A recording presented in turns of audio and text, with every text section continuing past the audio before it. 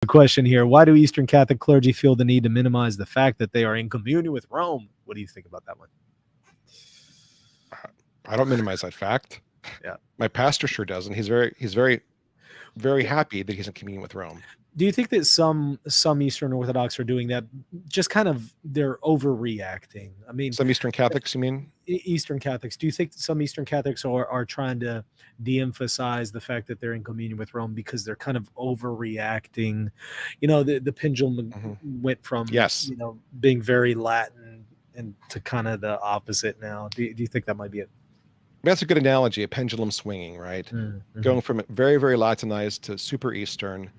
And for some of them, de-emphasizing communion with Rome might seem like a way to be super, super Eastern.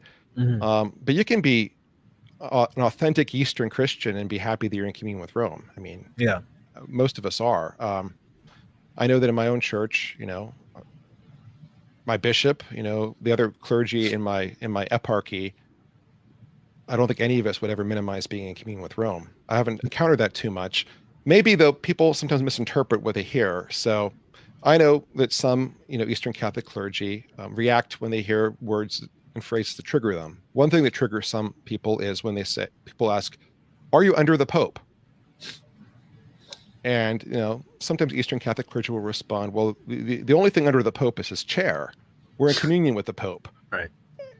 Which really is a better way of looking at it, and that's what the church actually teaches. We're not under the Pope, we're in communion with the Pope. Well, some people hear that and think we're minimizing communion with Rome. It's not that at all. We're just trying to use correct terminology. And it's also not a denial of Vatican I properly understood Not either. at all. Not at all.